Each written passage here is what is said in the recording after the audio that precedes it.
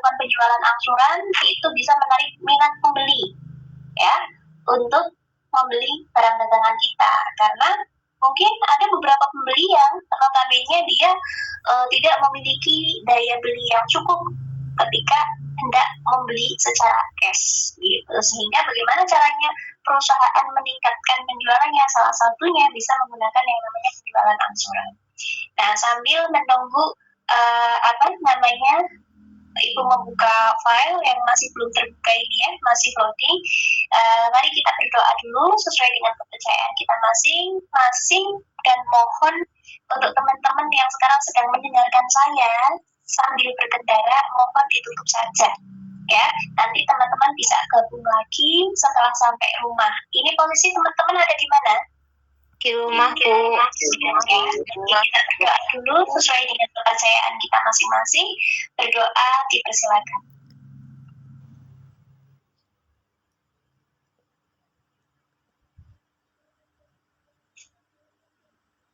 Selesai? Oke.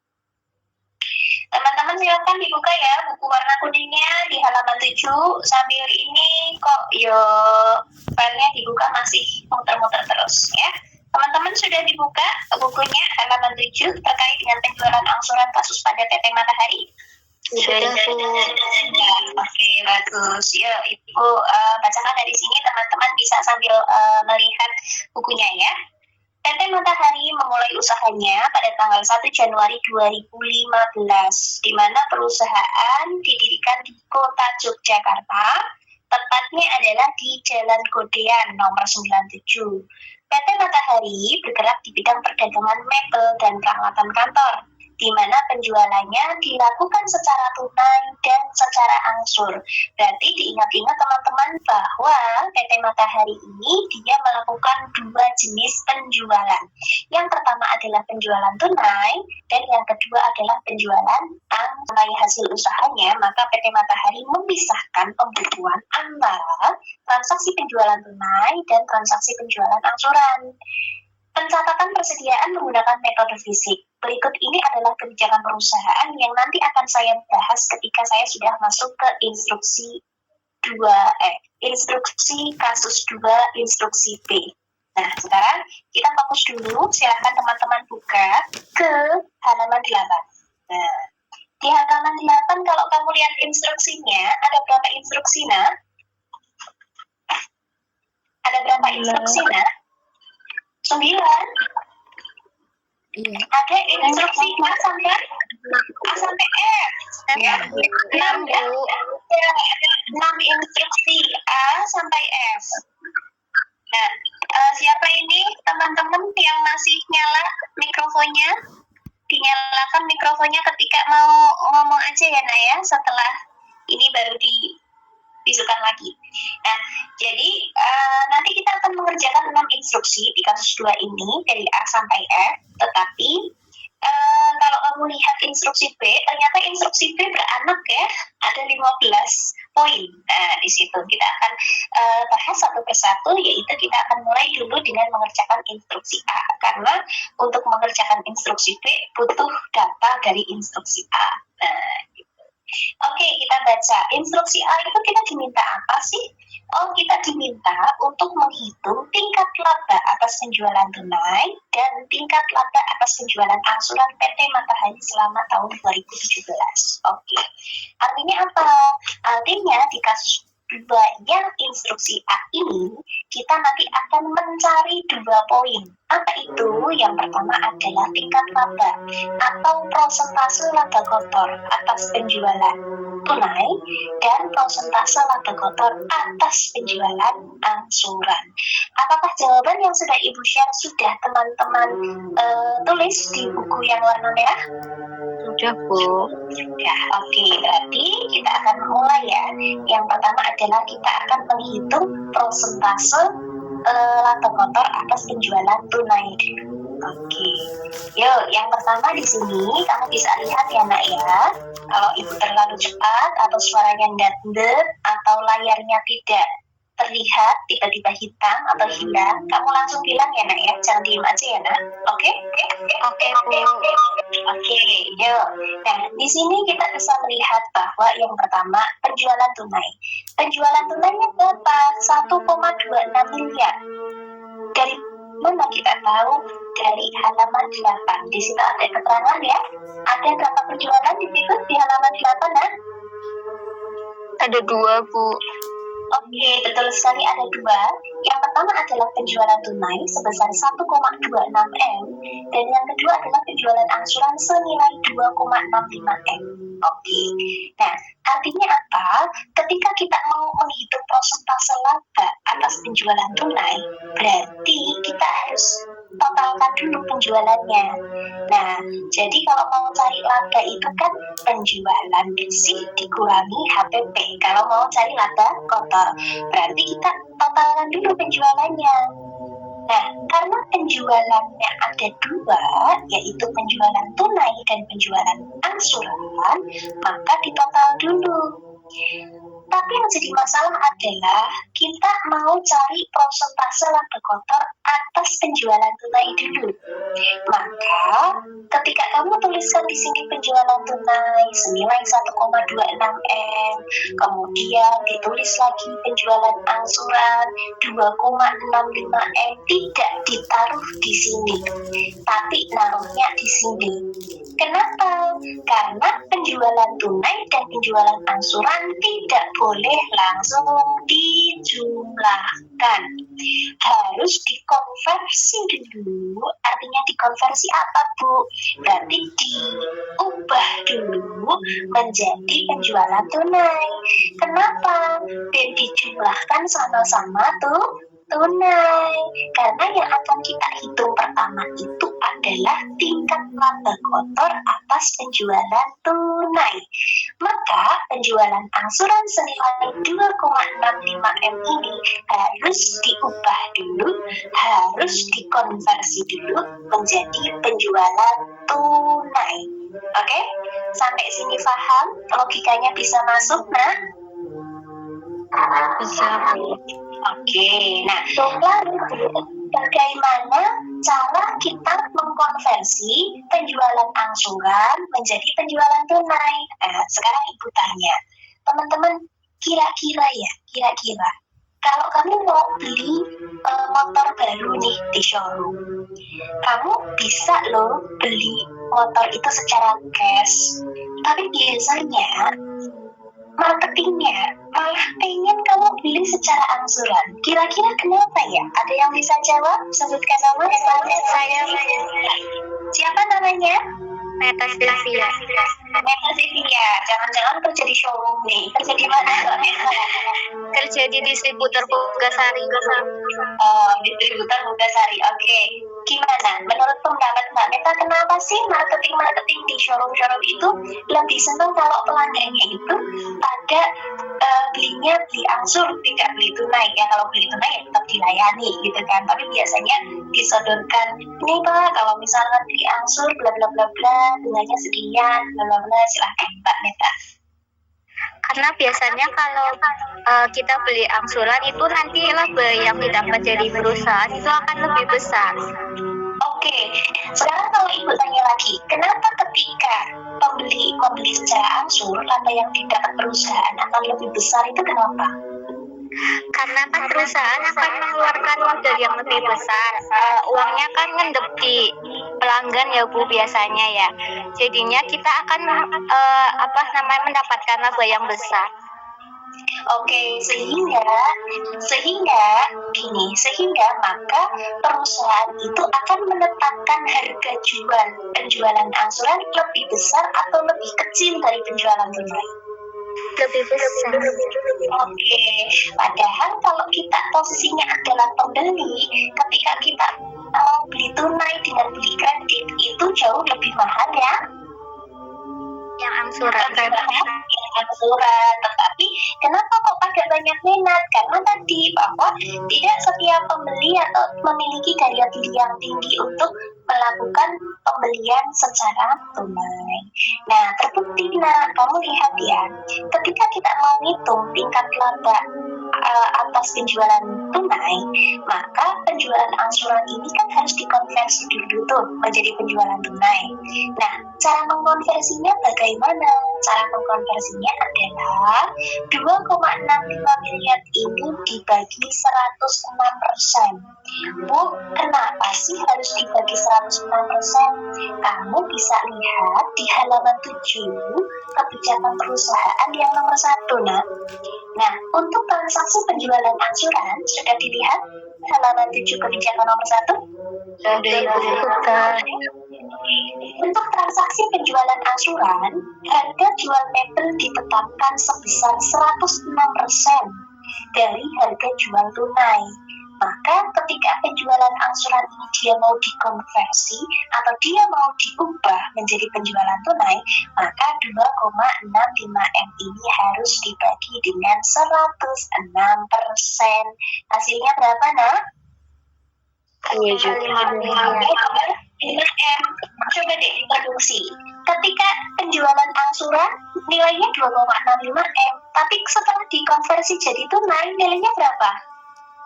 2,5 juta. 2,5M. Berarti lebih mahal angsuran atau lebih mahal tunai? Angsuran kan gitu ya logikanya ya. Artinya ya namanya perusahaan dia mau menjual secara angsur, dia nggak dapat uangnya secara langsung banyak gitu kan, dia harus menunggu beberapa lama, maka dia menetapkan harga yang jauh lebih besar. Selain itu dia juga nanti si perusahaan ini juga dia akan mendapatkan yang namanya pendapatan bunga, karena biasanya kalau angsuran biasanya ada bunganya. Nah, setelah penjualan angsuran ini dikonversi menjadi penjualan tunai, maka baru dijumlah. Jadi 1,26 M ini ditambah dengan 2,5 M ini hasilnya adalah 3.760 juta rupiah. Nah, begitu. Sampai sini yang saya vlog ini, apakah teman-teman bisa memahami logikanya? bisa, Bu. Bisa. Oke. Nah, diingat-ingat. Oh, kita kan lagi mau cari laba atas persentase laba atas penjualan tunai. Berarti kita cari labanya dulu dong, Bu. Betul. Bagaimana cara mencari laba? Cara mencari laba kotor itu adalah penjualan bersih dikurangi dengan HPP. Bu, ini kan baru total penjualan. Iya, betul. Tetapi dalam kasus ini, total penjualan senilai 3,76 M miliar ini diasumsikan sudah bersih. Kenapa? Kamu ingat di pengantar akuntansi atau akuntansi pengantar, kalau kamu mau cari penjualan bersih itu kan berarti penjualan harus dikurangi retur penjualan dulu, harus dikurangi potongan penjualan. Sedangkan di dalam kasus ini tidak ada retur penjualan, tidak ada potongan penjualan.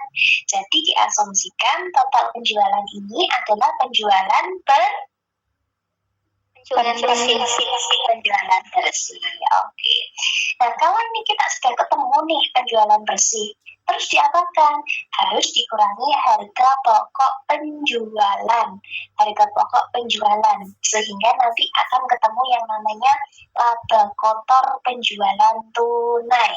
Nah, bagaimana cara mencari harga pokok penjualan? Nah, diingat-ingat, cara mencari HPP. HPP sama dengan persediaan barang dagang. Persediaan barang dagang awal kita tambah dengan yang namanya pembelian bersih, gitu kan ya? Oke, kemudian dikurangi dengan persediaan barang dagang akhir. Oke, ini ya, diingat-ingat nih, HPP itu rumusnya adalah persediaan barang dagang awal, kita tambah dengan pembelian bersih, dikurangi dengan persediaan barang dagang akhir. Berarti sekarang kita cari harga pokok penjualan ya. Persediaan barang dagang awalnya berapa? Kamu bisa lihat di halaman 8. Coba buku warna kuningnya dipindah, Nak. Halaman 8, sudah belum? Sudah, Bu. Ya, di situ kan ada persediaan barang dagang per 1 Januari 2017. Itu persediaan awal, Nak. Sudah ketemu? Sudah Bu. Nilainya berapa di situ? 580 juta 600. Oke. Kalau persediaan barang dagang yang 31 Desember berapa, Nah? Itu nilainya adalah 333 juta. Ya. Nah, jadi kamu lihat, persediaan awalnya 580 juta 600 ribu ditambah dengan pembelian bersih. Ingat nggak, pembelian bersih itu ya, pembelian bersih itu rumusnya pembelian ditambah dengan beban angkut pembelian gitu kan, dikurangi dengan retur pembelian ditambah potongan pembelian. Nah, gitu ya. Oke, nah ini kalau kamu mau cari yang namanya pembelian bersih. Tapi sayangnya teman-teman, di dalam kasus ini tidak ada beban angkut pembelian, tidak ada retur dan potongan pembelian. Sehingga pembelian yang ada di buku warna kuning halaman 8 itu sebesar berapa di situ jumlahnya pembelian? 2.093 juta itu diasumsikan sudah menjadi pembelian bersih. Oke? Sepakat ya? Oke Bu. Oke, nah berarti kalau kita cari HPP persediaan barang dagang awal 580 juta 600 ribu ditambah dengan pembelian bersih 2.093 juta, ditambahkan dulu ya. Kalau sudah PBD awal ditambah pembelian itu namanya PTUD. Masih ingat singkatannya PTUD? Barang tersedia? Barang tersedia Untuk dijual. dijual. Maka ini ditambahkan hasilnya adalah 2.673 juta 600. Kemudian dikurangi dengan persediaan barang dagang akhir. Ada ya di halaman 8 itu 333 juta rupiah. Sehingga ketemu HPP-nya berapa, Nak? 2.340.600. Betul. Nah, dari sini sudah deh bisa kita hitung laba kotor atas penjualan tunai. Tapi caranya bagaimana? Penjualan bersih dikurangi dengan HPP. Nilainya laba kotor adalah 1.419.400.000 rupiah. Tetapi untuk instruksi A yang diminta bukan mencari laba kotor, tapi mencari tingkat laba kotor atas penjualan tunai. Berarti yang dicari bukan dalam bentuk rupiah, tetapi dalam, kalau ada kata tingkat, berarti dalam bentuk persentase. Nah, berarti bagaimana Bu caranya? Caranya untuk mencari tingkat laba untuk atas penjualan tunai, ini laba kotornya kan 1.419.400.000, itu kamu bagi dengan total penjualan bersihnya. Jadi 1.419.400.000 dibagi dengan berapa ini? 3.760 juta. Ya, baru nanti hasilnya dikali 100%. Nah, ketemu deh apa? Berapa persentasenya, Nak?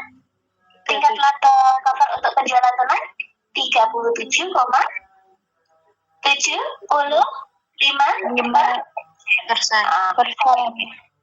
Sudah deh. Nah, selesai.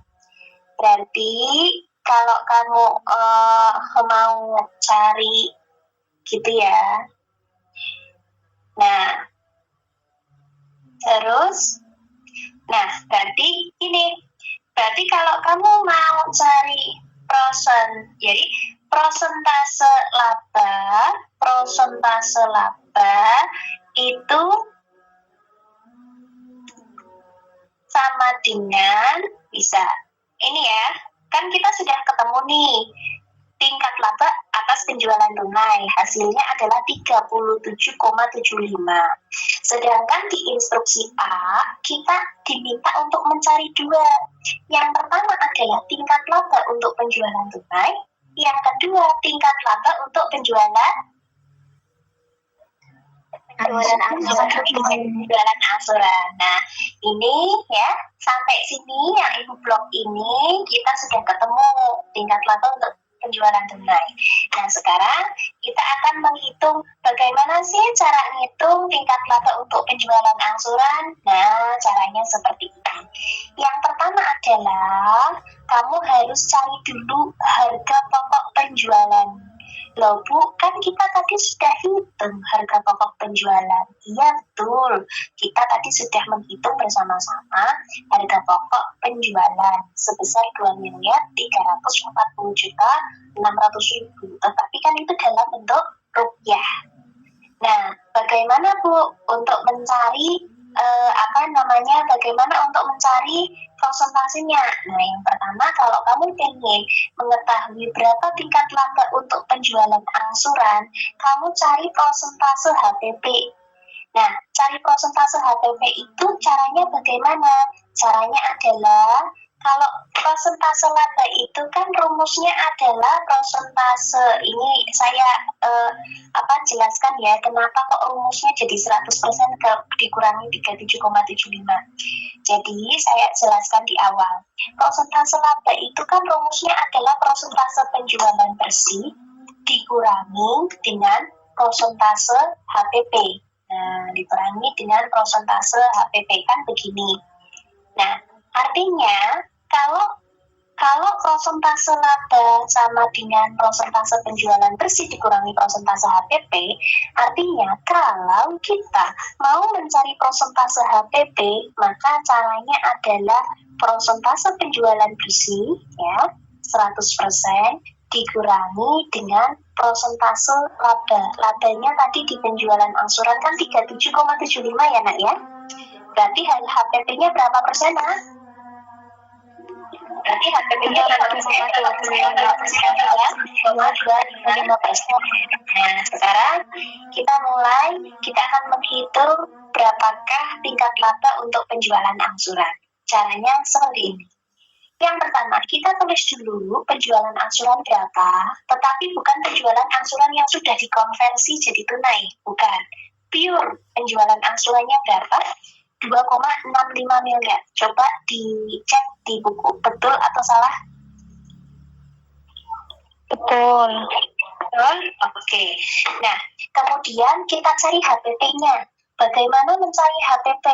Karena ini adalah atas dasar tunai, maka HPP atas dasar tunai, prosentasenya itu kan 2,25 ya, tadi kita sudah cari ya, dikalikan dengan 2,5 M.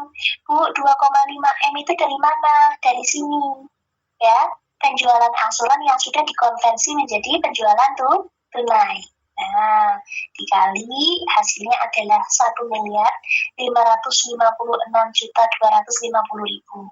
Sehingga dari sini kita tahu laba kotornya itu adalah dikurangi nih penjualan angsuran kurangi HPP 1.093.750.000. Sampai sini dulu paham? Sampai sini dulu paham? Paham, Bu. Oke, sehingga prosentase tingkat laba kotor untuk penjualan angsuran itu adalah laba kotornya 1.093.750.000 dibagi total penjualan angsurannya 2.650.500.000.000, hasilnya dikali 100%. Maka berapa prosentase laba kotor untuk penjualan angsuran, teman-teman? 41,2736%. Iya, 41,2736%. Oke, teman-teman, apakah sudah bisa memahami? Apakah teman-teman sudah bisa memahami apa yang saya jelaskan ini untuk kasus 2 instruksi A? Bisa, Bu. Bisa. Oke. Terus. Nah, kalau sudah bisa, kita akan lanjut untuk mengerjakan instruksi P. Nah, instruksi P. Oh ya, by the way, itu kalau nggak salah ada mahasiswa dari kelas pagi yang masuk ke kelas G, betul? Betul. Ya, siapa namanya? Saya Bu. Oriza. Ya, oke. Mbak Oriza sama Mbak siapa ya? Mbak Oriza sama Mbak siapa? Sama Mbak Aristina Bu. Oh ya, oke. Mbak, saya kan alhamdulillah hari ini saya ingat. Jadi absennya kan kamu tetap saya masukkan di ini ya, apa namanya? Tetap saya masukkan di mana itu? Kelas pagi. Kelas berapa ya Mbak Oriza sama Mbak Aristina? Kelas 5C Bu. Oh, kelas 5C. Oke, kelas 5C. Nanti kalau misalkan di apa namanya perkuliahan berikutnya kamu masih di kelas G, kemudian saya belum absen kamu ingatkan saya ya, Mbak Aristina sama Mbak Liza, ingatkan saya Bu, saya yang dari kelas 5C belum diabsen gitu ya. Ini saya ingat. Maksudnya saya sudah diberikan surat juga dari Prodi, cuman barangkali pas saya kelupaan, mohon diingatkan ya Mbak Oriza dan Mbak Aristina ya. Nggih Bu. Nih nanti saya absen, saya buka kelas 5C. Oke teman-teman, silakan teman-teman masuk ke instruksi B. Coba dibaca, kita diminta untuk apa ya kira-kira ya?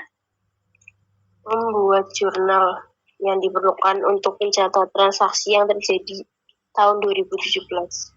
Oke, kita akan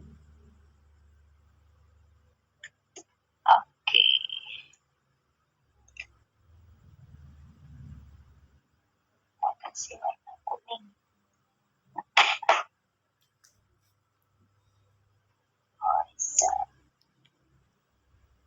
Oke, nah sekarang kita akan masuk untuk transaksi membuat jurnal ya di instruksi B. Oke, ayo dong. Yuk, sekarang kita bahas ya untuk yang instruksi B. Nah, yuk coba kita lihat instruksi B. Yang pertama, oh ternyata instruksi B ini dia ada 15 poin. Nah, kita akan bahas bersama-sama. Kalau poin pertama, silahkan siapa yang mau menjawab, sebutkan namanya, jangan bilang saya, langsung sebut nama, nanti saya akan cari di absen. Silahkan. Transaksi penjualan tunai. Siapa? Linda Bu. Oke, Linda dulu ya, saya dengarnya Linda dulu. Linda? Emang ada yang namanya Winda? Dinda Ibu. Oh, Dinda anak saya ini. Oke, Mbak Dinda. Silakan Mbak Dinda. Untuk transaksi nomor 1 yaitu transaksi penjualan tunai. Di sini ada penjualan tunai sebesar 1.260.000.000. Maka jurnalnya adalah kas pada penjualan sejumlah 1.260.000.000 Ibu. Iya, dijelaskan Mbak kenapa kasnya bertambah kreditnya penjualan, karena kan saya sudah ngasih jawabannya. Jadi kalau kamu bilang kas pada penjualan, kamu membaca. Coba dijelaskan kenapa kasnya di debit, penjualannya di kredit.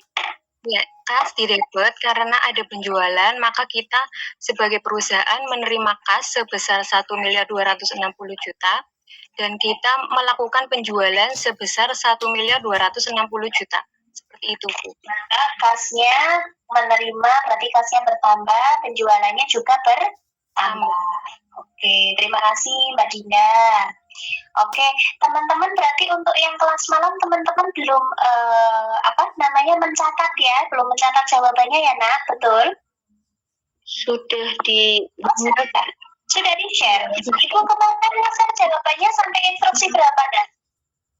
baru sampai instruksi B, Bu.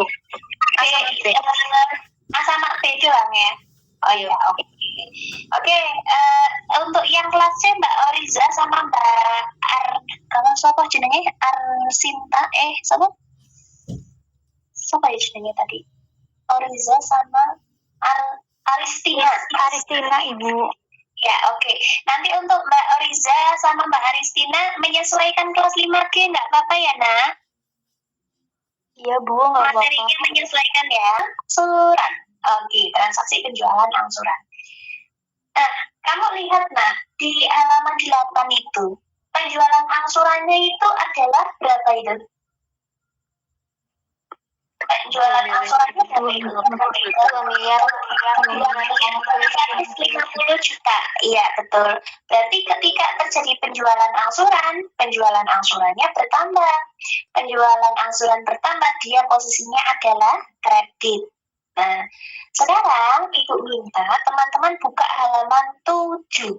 Nah, di halaman 7 yang kebijakan perusahaan yang nomor 2 di situ dijelaskan bahwa atas transaksi penjualan angsuran ditetapkan uang muka sebesar 25%. Jadi meskipun kita melakukan penjualan angsuran, kita sebagai perusahaan tetap mendapatkan uang. Dari mana? Dari uang muka yang dibayarkan oleh konsumen. Uang mukanya berapa, nah? 25%. Oke, 25%. Berarti 25% dikali berapa, nah? 2.650 juta. Iya, betul. Berarti 25% dikali 2.650 juta. Hasilnya berapa? 662 juta 500. Kasnya bertambah, posisinya debit karena kita menerima uang muka. Maka sisanya jualnya 2,65 M, dapat duitnya 662.500.000. Maka sisanya tercatat sebagai piutang penjualan angsuran. Piutang bertambah, posisinya debit. Nah, berarti 1,987.500 ini dari 2,65 M dikurangi 662.500. Paham ya? Bisa? Bisa. Oke, bisa dilanjut teman-teman? Bisa Bu. Nah, oke. Siapa yang mau menjelaskan yang nomor 3? Ada transaksi pembelian. Pembelian ini adalah pembelian kredit ya. Bisa kamu tambahkan di halaman 8, nomor 3. Itu transaksi pembeliannya secara kredit. Siapa mau sebutkan nama, jangan bilang saya. Pacar Bu. Boleh. Oke, yang laki tadi, Pajar. Oke, saya dengarnya suaranya Pajar dulu. Silakan Mas Pajar Sidik.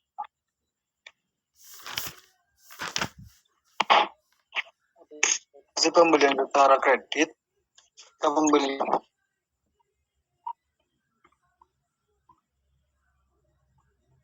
Mas Pajar, suaranya hilang. ya Bu. Ya, silakan Mas Pajar. Ada transaksi pembelian kredit dari pembelian rumah barang sehingga pembelian bertambah ya. Dan transaksi Suaranya ini ya, tersendat ya. Oke, tadi sudah benar pembelian bertambah. Utangnya bertambah atau berkurang, Mas Pajar?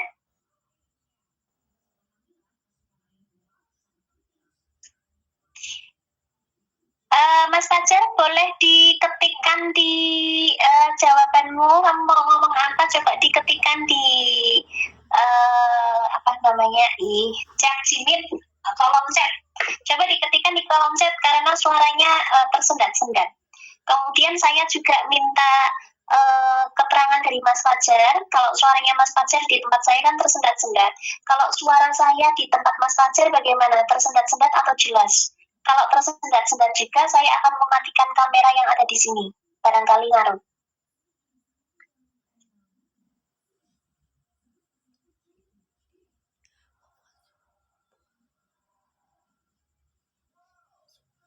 Mas Fajar, halo?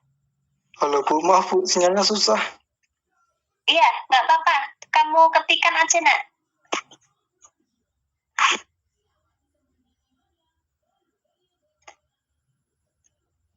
Teman-teman, suara saya masih terdengar jelas tidak? Masih ya. Oh iya, berarti cuma Mas Fajar saja. Mudah-mudahan Mas Fajar juga bisa mendengar suara saya ya. Oke. Tadi Mas Fajar sudah benar, pembeliannya tadi bertambah, kemudian utang dagangnya bertambah. Oke. Oke, saya anggap Mas Fajar sudah menjawab dengan benar. Kemudian kita lanjutkan untuk transaksi yang keempat. Nah, transaksi yang keempat, coba di situ ya, transaksi penerimaan kas dari piutang penjualan angsuran tahun 2016. Artinya ada transaksi pelunasan piutang. Apakah teman-teman bisa menemukan di halaman 8 ada penerimaan kas dari piutang penjualan angsuran tahun 2016? Bisa menemukan? Ada. Nilainya berapa, Nah? 250. Oke, ada bunganya ya? Ada, Bu. Berapa bunganya? 2.500.000. Oke, siapa yang mau menjawab? Siapa yang mau menjelaskan buat menjawab? Jawabannya udah ada. Bisa. Oke, silakan Mbak Lizatun Istiqomah. Ya, untuk transaksi penerimaan kas dari piutang penjualan angsuran tahun 2016 itu didapat dari keterangan halaman 8 yang paling atas. Itu kan penerimaan kas dari piutang penjualan sebesar 250 juta ditambah bunganya 2.500.000. Berarti jurnalnya itu kasnya piutang kasnya itu kan bertambah ya Ibu, karena penerimaan kas. Jadi kalau bertambah itu didebet sebesar piutangnya 250 juta ditambah bunganya 2.500.000. Jadi totalnya itu kas yang diterima 252.500.000. Nah, untuk piutang penjualannya itu dikredit soalnya berkurang 250 juta dan pendapatan bunganya itu bertambah sebesar 2.500.000. Itu dikredit gitu. Ya, bagus. Terima kasih penjelasannya, gamblang sekali dan semangat sekali Mbak Lizatun. Mbak Lizatun di mute dulu ya Nak ya. Sudah Ibu kasih nilai. Oke, betul sekali. Teman-teman paham ya dengan penjelasannya Mbak Lizatun ya Nak ya? Paham, Bu. Paham. Oke, bagus. Sekarang Ibu lanjutkan untuk transaksi yang kelima. Nah, kalau kamu baca antara transaksi yang keempat dengan transaksi yang kelima itu sama, yaitu transaksi pelunasan piutang. Terbukti bahwa jurnalnya juga sama, ya kan? Debitnya kas, kreditnya piutang, dan pendapatan bunga. Apa yang membedakan? Kalau transaksi yang keempat, dia adalah pelunasan piutang untuk tahun 2016. Tapi, kalau transaksi yang kelima, dia itu adalah pelunasan piutang untuk transaksi tahun 2017. Nah, oke. Berarti teman-teman, untuk jurnalnya tidak masalah ya. Tadi sudah dijelaskan oleh Mbak Liza. Kasnya bertambah, piutangnya berkurang, pendapatan bunganya bertambah.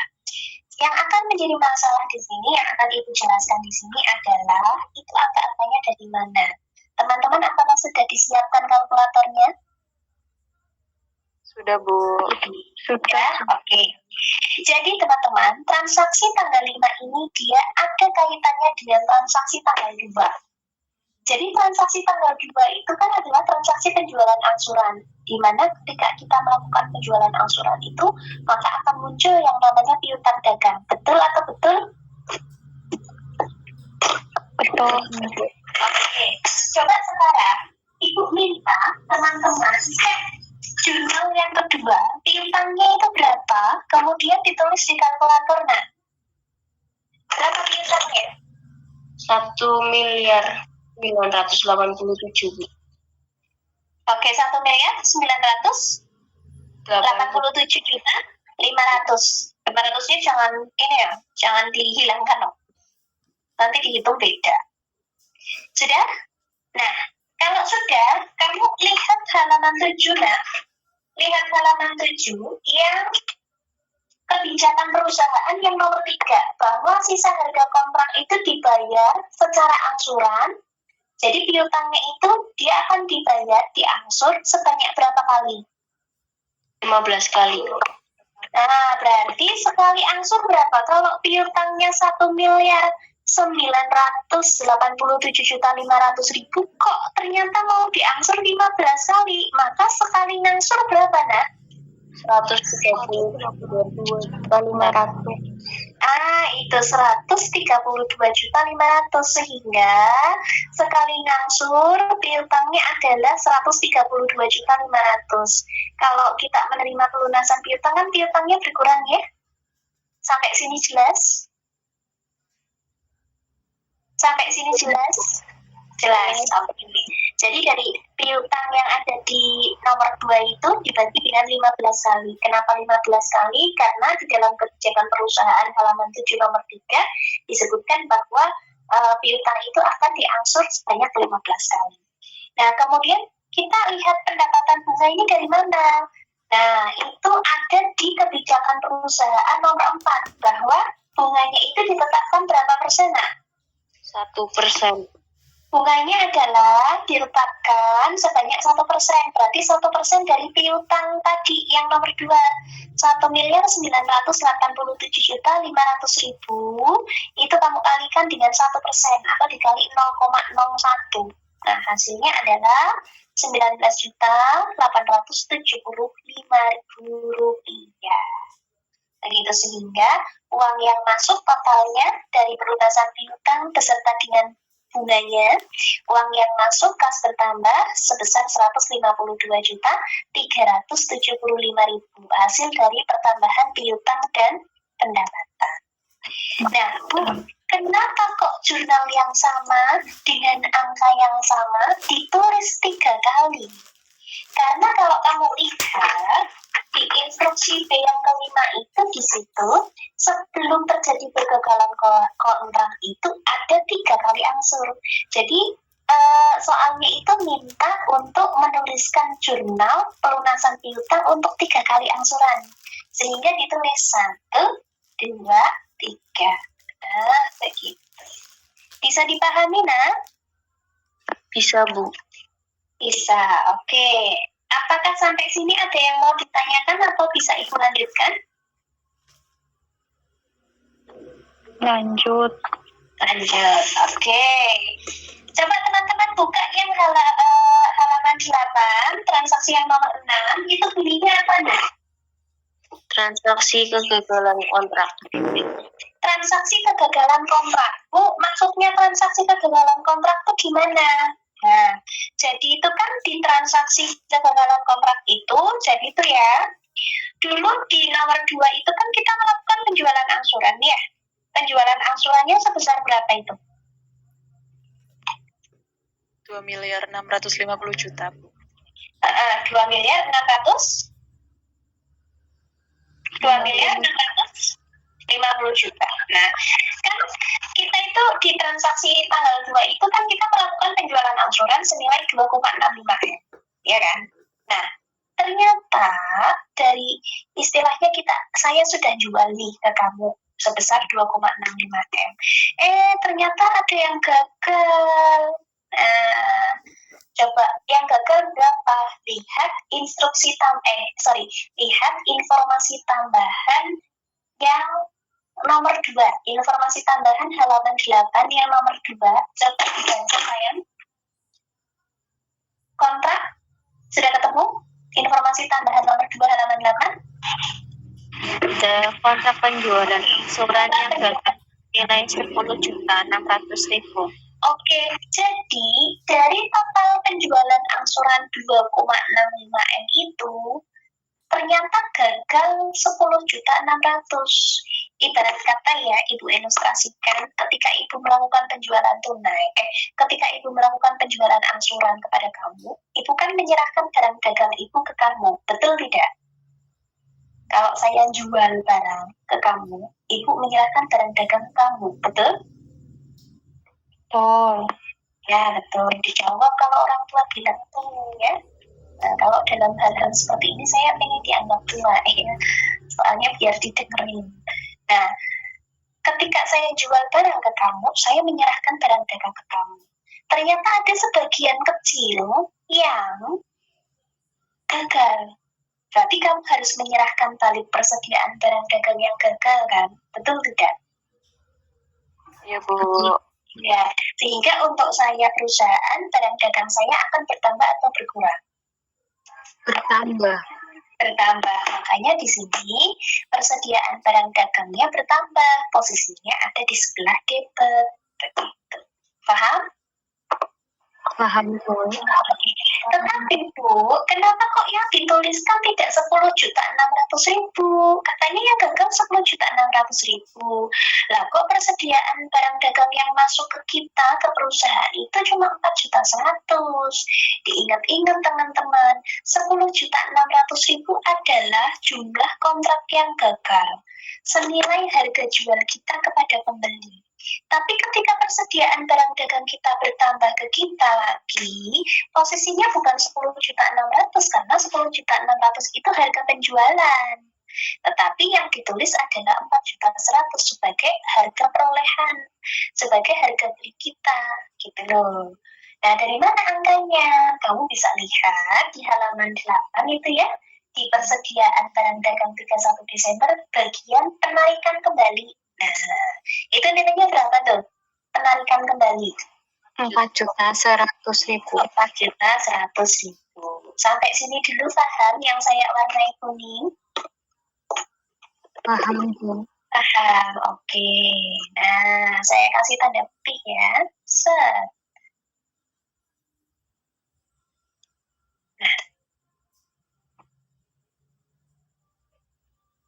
Nah, oke. Nah, kemudian Ibu lanjut ya. Aduh, Ibu jadi gegetan deh. Kita kan jam 20 kita mau selesai. Ini Mbak Oriza dan Mbak siapa namanya? Aristina. Kuliahnya cuma sejam, ya Nak ya. Jadi dimanfaatkan dengan baik. Biar enggak kaget loh kok cuma sejam, karena Mbak Oriza sama Mbak Aristina ini bukan kuliah pertama di kelas 5G ya. Bukan Bu, udah dari Kan ya, sudah ya. Oke, berarti sudah paham. Oke, jadi teman-teman untuk Ibu menjelaskan transaksi yang ke-6, Ibu sepertinya butuh beberapa waktu agak lama ya. Sedangkan waktunya ini tinggal 4 menit. Jadi daripada mendot nikmat, maksudnya mendot nikmat saya ketika saya lagi menggebu-gebu, ketika saya sedang semangat menjelaskan, tapi waktunya selesai. Gak apa-apa Bu, lanjut aja.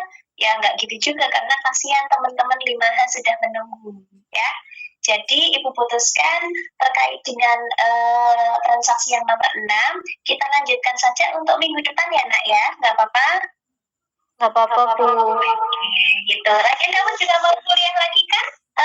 Habis ini atau tidak ada kuliah? Hari ini cuma 1 MK Bu. Cuma 1 MK ya sudah. Berarti kalau memang hari ini 1 MK, silakan teman-teman bisa beristirahat ya. Mocan, bobok cantik, bogem, bobok gemes ya. Oke, terima kasih. Mohon maaf jika ada salah kata. Sampai jumpa lagi. Mudah-mudahan kita bisa berjumpa secara offline minggu depan dalam keadaan sehat walafiat. Sekali lagi terima kasih. Assalamualaikum warahmatullahi wabarakatuh. Waalaikumsalam warahmatullahi wabarakatuh. Saya bersiap keluar ya, karena saya tidak keluar dari sini. Saya masih menunggu teman-teman dari 5H. Oke, terima kasih teman-teman. Sama-sama. Terima kasih.